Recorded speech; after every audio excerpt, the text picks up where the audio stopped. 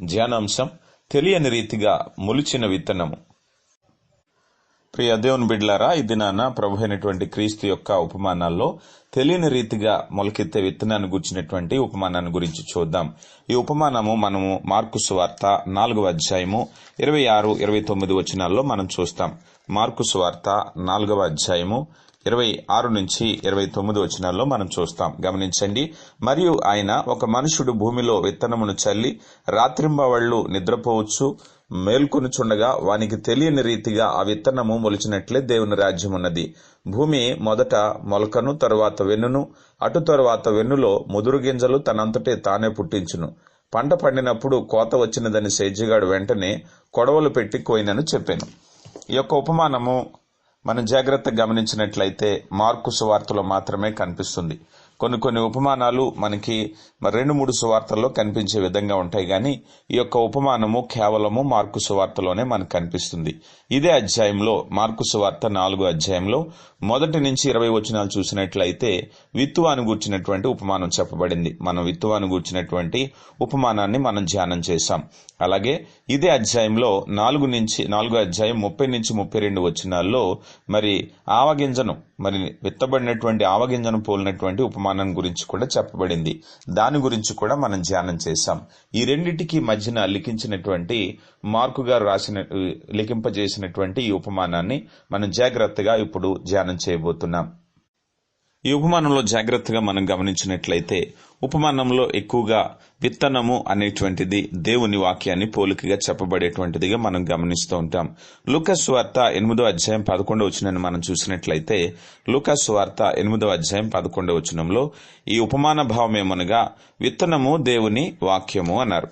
కనుక విత్తనము దేవుని వాక్యము రాజ్య సంబంధమైనటువంటి దేవుని రాజ్య సంబంధమైనటువంటి కార్యక్రమాల్లో రాజ్య వ్యాప్తిలో విత్తనం నాటడం అనేటువంటిది జరుగుతుంది. అంటే వాక్యాన్ని వెదజల్లటం అనేటువంటిది జరుగుతుంది.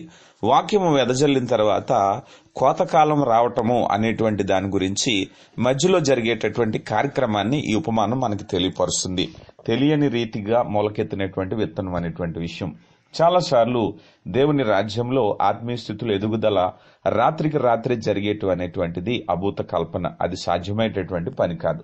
నిజానికి జాగ్రత్త మనం ఆలోచన చేసినట్లయితే మరి దేవుని యొక్క రాజ్య వ్యాప్తిలో వాక్యము పనిచేసే తీరు ఏ విధంగా ఉంటుంది అనే విషయాన్ని గురించి ఉపమానం తెలియపరుస్తుంది. సాధారణంగా మనం గమనించినట్లయితే ఒక విత్తనము విత్తిన తర్వాత అది కోతకొచ్చేటటువంటి సమయంలో మధ్యలో జరిగే ప్రక్రియను మనం ఆలోచన చేద్దాం.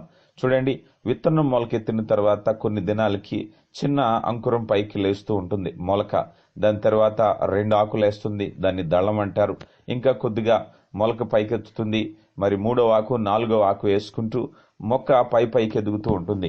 ఇలాగా కొంతకాలానికి మొక్క పైకి వెళ్లిన తర్వాత దానికి సంబంధించినటువంటి వెన్నులేస్తుంది. ఆ వెన్నులేసినటువంటి ఆ మొక్క, ఆ వెన్నులు బలపడతాయి, గింజలుగా తయారవుతాయి. ఇక తయారైనప్పుడు ఆ యొక్క రైతు దానిని కోసి ఆ గింజలను సేకరిస్తాడు కదండి. సాధారణంగా జరిగే ప్రక్రియ. అంటే ఇందులో మనం తెలుసుకోవాల్సిన నీతి ఏంటంటే విత్తనము మార్పు చెందేటువంటి ప్రక్రియ ఒక్కసారిగా జరగదు. ఈ రోజు విత్తనం వేసి ఈ రోజు కోసే ప్రక్రియ ఉంటుందా? లేదంటే ఈ రోజు విత్తనాన్ని నాటి రేపే కోయడం అంటే అవుతుందా? అవనటువంటి ప్రక్రియ. కనుక విత్తనం వేసిన తర్వాత అది కొన్ని మార్పులకు లోనై పంట చేతికి రావడానికి సమయం పడుతుంది, కొన్ని మార్పులకు లోనవుతూ ఉంటుంది. కనుక సమయం పడుతుంది. అలాగే దేవుని వాక్యం అనేటువంటిది మానవుని యొక్క హృదయంలో మంచి స్వభావం ఉన్నటువంటి విత్తనంలో నాటబడినప్పుడు అది పనిచేసేటటువంటి తీరు, అది ఫలించేటటువంటి తీరు అనే విషయాలను మనం పరిగణలో తీసుకుంటున్నాం. ఈ విత్తనం మొలకెత్తేటటువంటి ప్రక్రియలో జరిగే మార్పులు మనం చూసినట్లయితే విత్తువాని ఉపమానంలోనూ తెలియని రీతిగా మొలకెత్తిన ఉపమానం, ఇప్పుడు మనం ధ్యానం చేసే ఉపమానంలోనూ వ్యత్యాసాన్ని మనం చూద్దాం. విత్తువాని ఉపమానంలో లూకాసు వార్త 8వ అధ్యాయం 15వ వచనాన్ని మనం చూసినట్లయితే మంచి నేల నుండి విత్తనమును పోలిన వారెవరనగా యోగ్యమైన మంచి మనసుతో వాక్యమును విని దానిని అవలంబించి ఓపికతో ఫలించేవారు. అంటే విత్తువాని గూర్చినటువంటి ఉపమానంలో విత్తనము ఫలించటానికి ఏం అవసరమైందని అన్నట్లయితే మంచి నేల, మంచి హృదయం కలిగినటువంటి వారు, అంటే ఆసక్తితో దేవుని వాక్యాన్ని విని దాన్ని అవలంబించి ఓపికతో ఫలించేటటువంటి వారు. అంటే విత్తు అనే ఉపమానంలో ఒక విత్తనము ఫలించటానికి ఏం అవసరమైంది అన్నట్లయితే మంచి స్వభావము, మంచి నేల అవసరమైంది. కానీ ఇక్కడ తెలియని రీతిగా మొలకెత్తినటువంటి ఈ ఉపమానంలో మంచి స్వభావం మాత్రమే ఫలించటానికి సరిపోదు. మంచి నేల ఉన్నంత మాత్రాన విత్తనం మొలకెత్తి ఫలించదు. మరి ఇంకేం కావాలి అన్నట్లయితే దేవుని సహాయం వలన మాత్రమే విత్తనం మొలకెత్తుతుంది. మంచి స్వభావం ఎంత ముఖ్యమో అంతకంటే ముఖ్యంగా దేవుని యొక్క సహాయము అవసరం. దేవుని సహాయం లేకుండా మొలకెత్తే ప్రక్రియ లేదు. మన ఈ ఉపమానంలో మనం చూసాం, అతడు తినుచు నిద్రపోచు మేల్కొంచున్నాడు. ఈ విత్తనం విత్తనటువంటి ఆయన రాత్రింబవళ్లు నిద్రపోచున్నాడు, మేల్కొంచున్నాడు. తెలియని రీతిగా మొలకెత్తింది. మనం చూస్తాం కీర్తనల గ్రంథంలో ఆయన తన ప్రియులు నిద్రించుచుండగా ఆయన వారికి ఇస్తున్నాడు. కనుక మీరు వేకునే లేచి చాలా రాత్రి అయిన తర్వాత పండుకొనుచుండుటి కూడా వ్యర్థమే.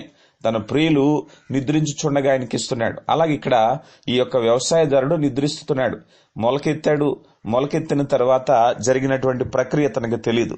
కేవలం విత్తనాన్ని నాటేసి నిద్రపోతున్నాడు. ఒక మాటలో మనం చెప్పుకోవాలంటే, అయితే అదేం జరిగింది? ఆ విత్తనము తెలియని రీతిగా ఏం జరుగుతుందంటే, తెలియని రీతిగా మొదట మొలక, ఆ తర్వాత వెన్ను, ఆ తర్వాత వెన్నులో ముదురు గింజలు తనంతటా తానే పుట్టించింది. ఇదంతా కూడా ప్రక్రియలో రైతుకి ఏమీ తెలియదు. రైతు కేవలం మొలక పెట్టాడంతే. ఈ లోపల అది మొలకెత్తింది, వెన్ను పెట్టింది, ముదురు గింజలు వచ్చినాయి. అయితే చివరిగా పంట పండినప్పుడు కోతకాలం వచ్చిందని సేజిగాడు వెంటనే కొడవలు పెట్టి కోయడానికి బయలుదేరాడు. అంటే విత్తనం విత్తిన తర్వాత ఇక మధ్యలో ఏం జరిగిందో ఇతనికి తెలియదు, నిద్రపోతున్నాడు. ఇక చివరిగా కొడవలు తీసుకుని కోయడానికి వెళ్ళాడు. చూడండి, ఇలాంటి విచిత్రమైనటువంటి పంట ఉంటే మనందరికీ ఎంతో సంతోషకరమైన విషయం కదండి. అయినప్పటికీ ఉపమాన రీతిగా ప్రభువారు చెప్పేటటువంటి విషయాన్ని మనం అర్థం చేసుకుందాం. అంటే ఒక విత్తనము మొలకెత్తేటటువంటి ప్రక్రియలో మరి మానవ స్వభావం ఎలాంటిదనే విషయాన్ని విత్తువాని గురించి ఉపమానంలో ఎలా చూసామో, ఇక్కడ ఒక విత్తనం మొలకెత్తేటటువంటి ప్రక్రియలో దేవుని సహాయం లేకుండా మనకు మానగా పాలించటం అనేటువంటిది సాధ్యమయ్యే పని కాదు అనే విషయాన్ని మనం చూస్తున్నాం. ప్రియ దేవుని బిడ్డలారా, ఈ యొక్క ఉపమానంలో మనం జాగ్రత్తగా పరిశీలన చేసినప్పుడు వాస్తవ పరిస్థితులను మనం ఆలోచన చేద్దాం. ఒక విత్తనము మొలకెత్తిన తర్వాత ఎటువంటి సహాయము లేకుండా దానికదే కోతకాలం వరకు ఏ రీతిగా ఎదిగింది అని ఆలోచన చేసినట్లయితే దేవుని సహాయము అందాం. అయితే ఈ విత్తనము నీ పట్ల, నా పట్ల ఏ విధంగా పనిచేస్తుంది అంటే, మనం అనేక సంవత్సరాలుగా వాక్యాన్ని వింటూ ఉన్నాం. కొందరు వాక్యం వింటున్నా రక్షణ అనుభవం లేదు. కొందరు వాక్యం వింటున్నప్పటికీ వారిలో ఉన్నటువంటి వ్యసనాలు వదిలిపెట్టట్లేదు.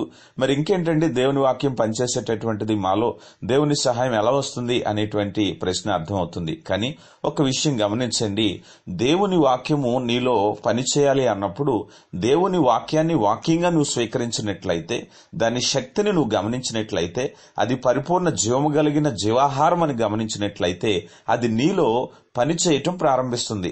కొంతమంది దేవుని వాక్యాన్ని ఎలా వింటారయ్యి అన్నట్లయితే కథ విన్నట్టు వింటారు. కొంతమంది ఆసక్తికరమైనటువంటి ఒక స్టోరీలా వింటూ ఉంటారు.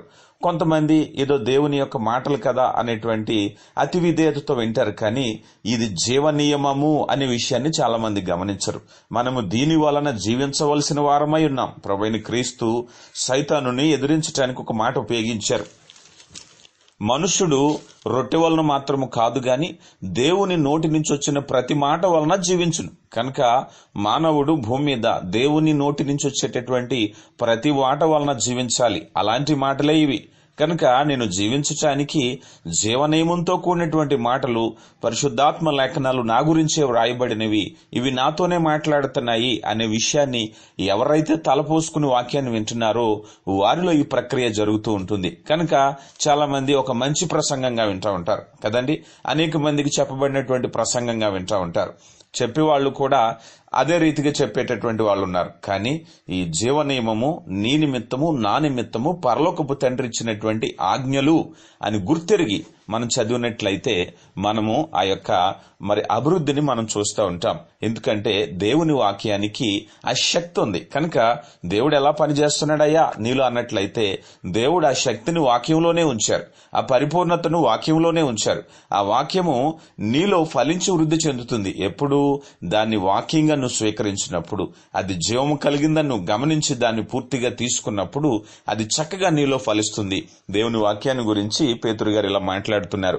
పేతురు రాసినటువంటి మొదటి పత్రిక 1వ అధ్యాయము 22 నుంచి 24 వచనాలు మనం చూసినట్లయితే, పేతురు రాసిన మొదటి పత్రిక 22 నుంచి 24 వచనాల్లో, మీరు క్షయబీజం నుండి కాక శాశ్వతమగు జీవము గల దేవుని వాక్యమూలముగా అక్షయ బీజం నుండి పుట్టింపబడిన వారు కనుక నిష్కపటమైన సహోదర ప్రేమ కలుగునట్లు మీరు సత్యమునకు విధేయులౌట చేత మీ మనసులను పవిత్రపరచుకునే వారయ్యుండి ఒకనికొకడు హృదయపూర్వకంగాను నిష్కపటముగాను ప్రేమించుడి. ఎలయనగా సర్వశరీరు గడ్డిని పోలిన వారు, వారి అందమంతియు గడ్డి పువ్వులే ఉన్నది. గడ్డి ఎండును దాని పువ్వు రాలును, అయితే ప్రభు వాక్యము ఎల్లప్పుడూ నిలుచును. మీకు ప్రకటించబడిన సువార్త ఈ వాక్యమే.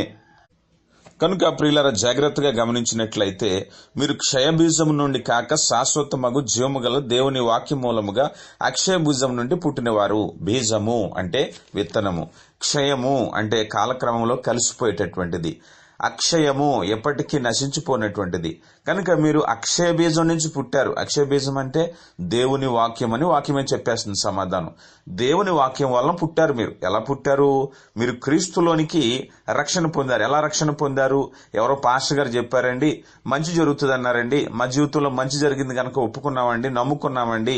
ఇవన్నీ కూడా దేవుని వాక్యానికి విరుద్ధమైనటువంటి మాటలు. కానీ దేవుని వాక్యము వలన పుట్టడము అంటే దేవుని వాక్యము నిన్ను జీవ నియమంలోనికి నడిపించేటటువంటిది, జీవాన్ని ఇచ్చేటటువంటిది. నువ్వు నశించిపోతున్నప్పుడు, నీవు పాపముల చేత చచ్చి ఉన్నప్పుడు ప్రభు అయినటువంటి క్రీస్తు నీ పాపముల నిమిత్తము ఆయన పరిహారముగా అర్పింపబడి నిన్ను పరలోక రాజ్య వారసునిగా చేయటానికి ఆయన యొక్క జీవితాన్ని నీకు మాదిరిగా ఉంచి ఆయన యొక్క రక్తాన్ని చిందించి నిన్ను నడిపించారు. ఇది వాక్యం బోధిస్తుంది. దీన్ని ఆధారం చేసుకుని ఈ జీవితం తర్వాత మరొక జీవం ఉందని, పరలోక రాజ్యం ఉందని, అది శాశ్వతమైనటువంటిదని, అందులో నేను ఉండాలని, అందులో ఉండడానికి నేను సిద్ధంగా లేనట్లయితే అదిగో శాశ్వతమైనటువంటి నరకంలో నేను వెళ్ళిపోతానని, ఈ విషయాలు తెలుసుకుని నువ్వు మారు మనసు పొందినట్లయితే నువ్వు వాక్యం ద్వారా జీవించబడినటువంటి వాడు, నీ వాక్యం ద్వారా పుట్టినటువంటి వాడు, అక్షయ బీజము నుంచి నువ్వు పుట్టినటువంటి వాడు. కనుక ఈ వాక్యము నిన్ను కన్నది. నిన్ను కనుక ఈ వాక్యం ఎలాంటిదయ్యా అన్నట్లయితే చివరిగా అంటున్నారు కదండి, మీకు ప్రకటించబడినటువంటి సువార్త ఈ వాక్యమే. ఈ వాక్యం ద్వారానే మీరు విన్నారు. వినుట వలన విశ్వాసము కలుగును, వినుట క్రీస్తును గూర్చినటువంటి మాట వలన. జాగ్రత్త గమనించండి ప్రియులారా, నేను చాలాసార్లు చెప్తాను ఈ మాట. చాలాసార్లు వారు మారు మనసు, రక్షణ అనేటువంటివి దేని మీద ఆధారం చేసుకున్నామంటే మనుషులను, మాటలను అర్థం చేసుకుని చాలా మంది మారు మనసు పొందిన వాళ్ళు ఉన్నారు. కానీ దేవుని వాక్యం అయితే చెప్తుంది కదా, సువార్త ఏంటంటే వాక్యమే. ఈ వాక్యాన్ని ఆధారం చేసుకుని నువ్వు మారు మనసు పొందావా? ఈ వాక్యాన్ని ఆధారం చేసుకుని దేవుని శక్తిని తెలుసుకున్నావా? అలా అయితే నువ్వు నిజంగా దేవుని వాక్యం వలన నువ్వు జన్మించావు. దేవుని యొక్క వాక్యం వలన నువ్వు పుట్టావు. మనుషుల వలన, తంత్రాల వలన కాదు, మనుషుల సొంత మాటల వల్ల కాదు, గాని అక్షరాల దేవుని యొక్క వాక్యం వలన పుట్టావు. ప్రభు అయినటువంటి క్రీస్తు నికోదేముతో చెప్తూ పలికిన మాట, ఒకడు ఆత్మ మూలముగాను నీటి మూలముగాను మరలా జన్మించాలి. ఆత్మ అనేటువంటిది దేవుని వాక్యము. కనుక దేవుని వాక్య మూలంగా నువ్వు మరలా జన్మించావు గనక నీ యొక్క జీవితము క్రొత్తది, నిజమైనటువంటిది, అది వాక్యానుసారంగా ఉండేటువంటిది. అప్పుడు నీలో పరిపూర్ణమైనటువంటి ఎదుగుదల చూస్తావు. ఎందుకంటే నువ్వు రావటమే దేవుని వాక్యాన్ని ఆధారం చేసుకుని వచ్చావు గనక నీలో దేవుని వాక్యం పనిచేస్తుంది, నీలో ఎదుగుదల కనిపిస్తుంది.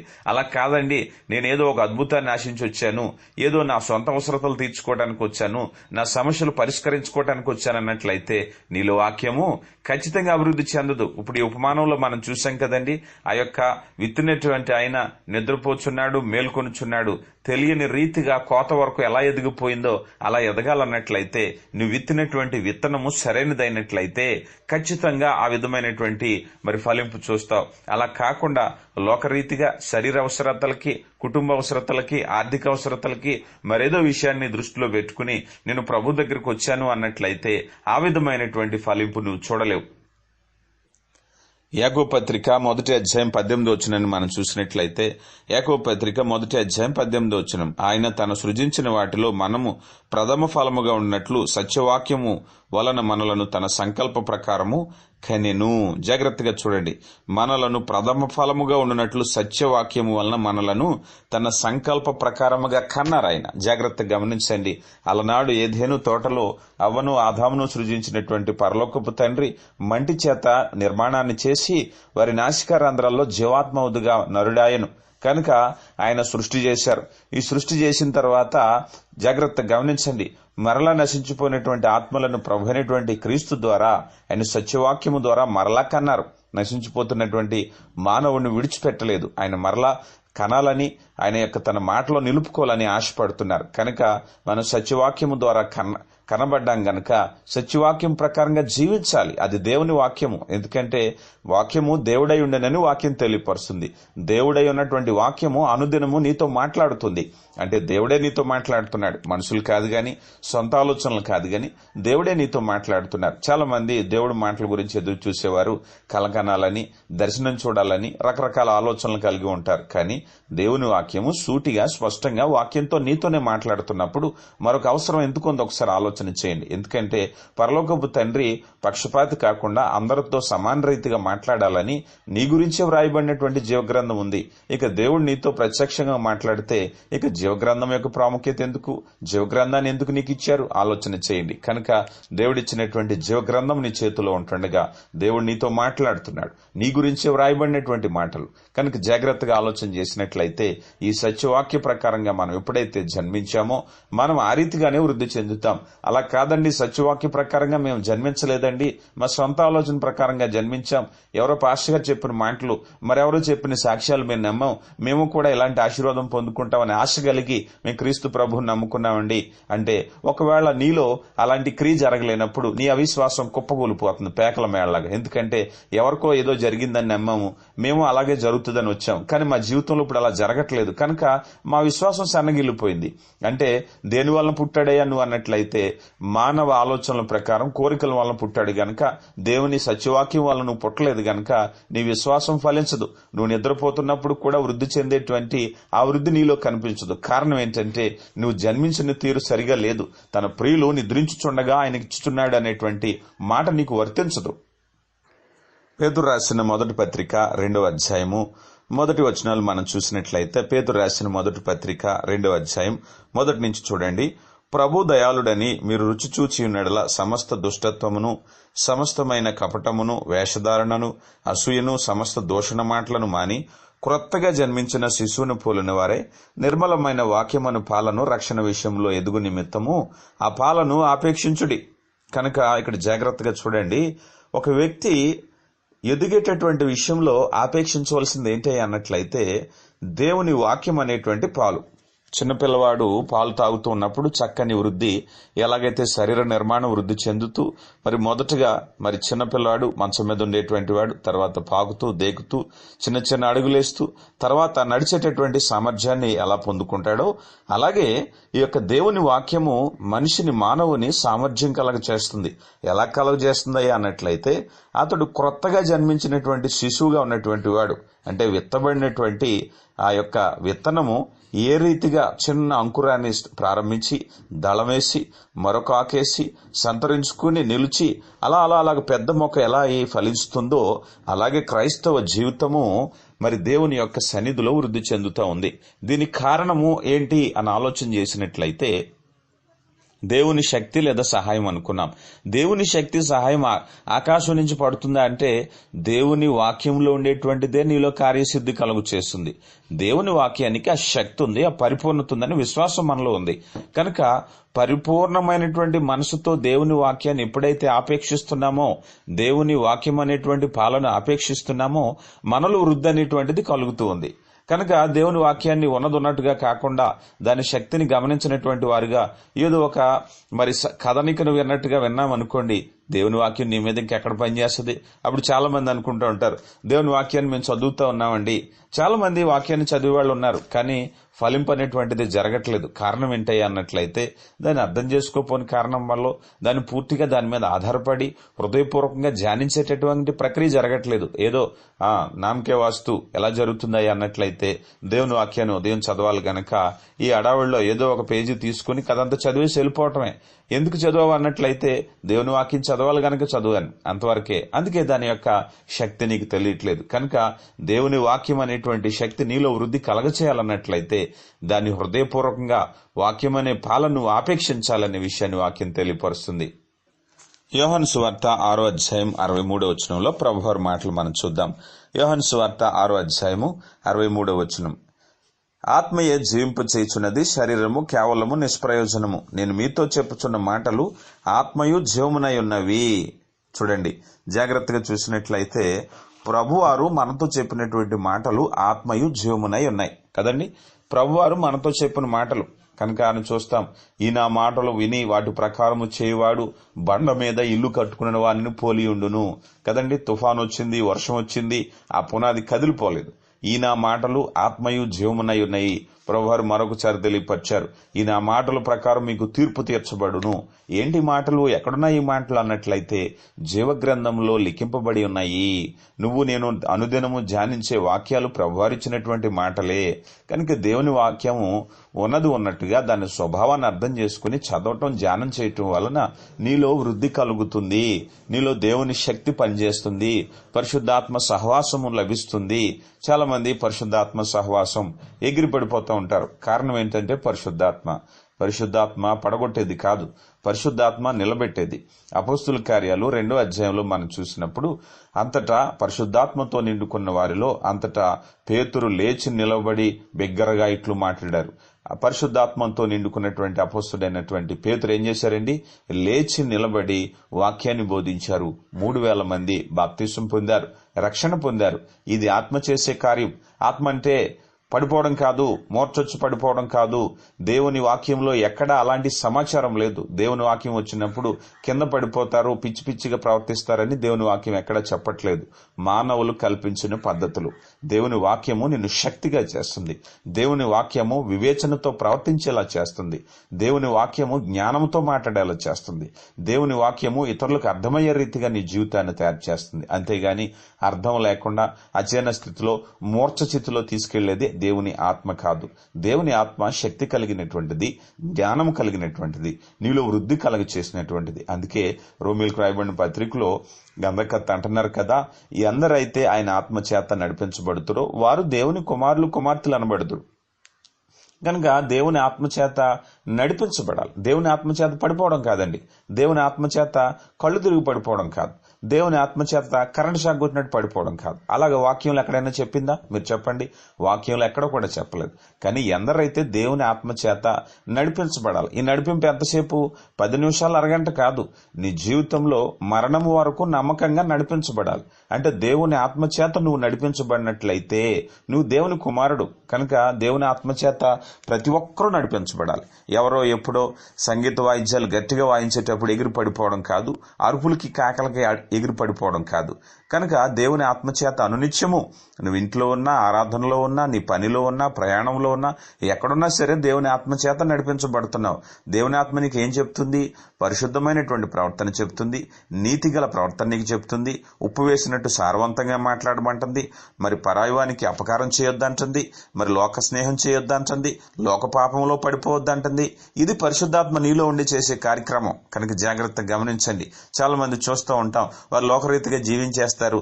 ఆరాధన అనేసరికి ఆ ప్రదేశానికి వెళ్లి 2 సార్లు ఎగిరి పడిపోయి పరిశుద్ధాత్మ వచ్చింది. అవివేకమైనటువంటి క్రియ, సైతాను వలన కలిగేటువంటిది, దేవుని వలన కలిగేటువంటిది కాదు. దేవుని వలన కలిగేటువంటిది దేవునితో సహవాసము. సహవాసం అంటే ఎల్లవేళ్లా ఉండేది.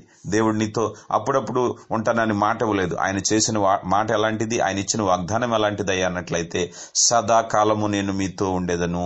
మాట ఇచ్చిన వాడు నమ్మదగిన వాడు. అంతేగాని కొద్దిసేపు ఉండేటువంటి సహవాసం దేవుడిని అనుగ్రహించలేదు.